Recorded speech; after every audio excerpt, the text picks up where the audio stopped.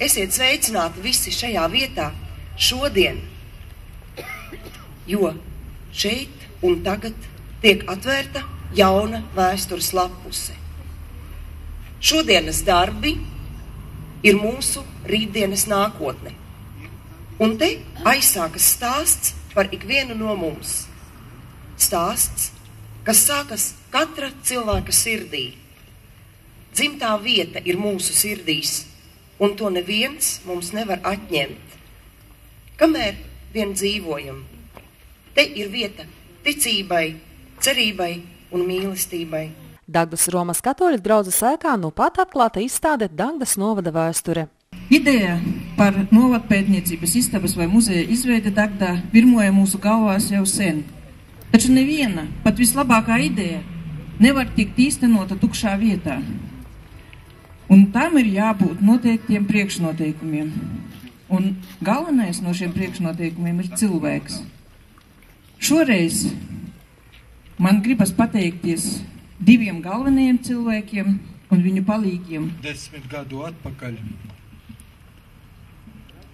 draudzes locekļi iemetā pirmo graudiņu, sēklu, lai šai vietai izaugtu liela, skaista baznīcas māja.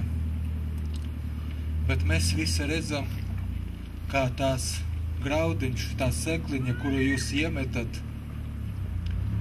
dod augļus, bet ļoti lēni. Laikam tādi ir klimatiski apstākļi. Bet cerams, ka nākotnē izaugs tā skaista māja, par kuru sapņoja draudzes locekļi, par kuru sapņoja pilsētas doma. Novadpētniecības istabas iniciators ir biedrība Patrija jeb Tēvija. Lai sagatavotu ekspozīciju 4 mēnešu garumā, plecu pie pleca strādājusi vesela komanda, gan vizuāli noformējot telpu, gan arī pašus eksponātus. Un ceru, ka tas, kas man ir aiz muguras, turpmāk kalpos visas Dagdas novada sabiedrības interesēs un būs par pamatu arī lielai turpmākai darbībai, daudzu ieceru attīstībai un turisma attīstībai. Tās sajūtas, protams, šī nakts nav gulēta, tikai 5 no rīta tika pabeigti pēdējie darbi, un es gribu, protams, pārņemt gandarījums un gribas pateikties visiem tiem cilvēkiem, kuri ir snieguši palīdzību, kuri ir bijuši blakus, kuri arī savā brīvajā laikā viņi ir palīdzījuši veidot, es uzskatu tiešām šo Dagdas pilsētas perli. Izstādes autors gan nevarot precīzi pateikt, cik eksponātu šobrīd ir pieejami apmeklētāju acīm. Tomēr laika gaitā ekspozīciju būšot iespējams arī paplašināt. Ieejot izstādes telpā, skatienam garām nepaslīd liela izmēra glezna, ko ar Dagdas arodvidusskolas atbalstu speciāli izstādei radījis vietējais mākslinieks, kas gan vairāk pazīstams galvaspilsētā. Ideja radās pati no sevis, un es vienkārši to uzgleznoju. Tā bija mana fantāzija. Es zīmēju Dagdu un no sevis pieliku rudenīgos labības laukus. Gleznošana man aizņēma 1,5 nedēļu, un tas nav ne maz, ne daudz. Izstāde man šķiet jauka. Man pašam patīk senlietas, tāpēc ekspozīcija ir īpaši tuva. Vēsturiskos eksponātus izstādes veidošanai ziedojuši daudz Dagdas un apkārtējo novada ļaudis.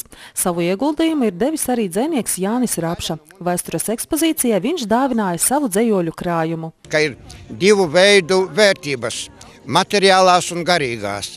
Garīgās esot pārākas par visu, jo tās uzreiz no Dieva nāk. Un tāpēc arī es gribu novēlēt, lai tās vērtības, kas te ir muzejā, lai viņas sniedz cilvēkiem arī garīgas atziņas. Kad es biju jauns, es tās garīgās atziņas no cilvēkiem saņēmu, bet mans matu sirmums liek tagad nodot atpakaļ.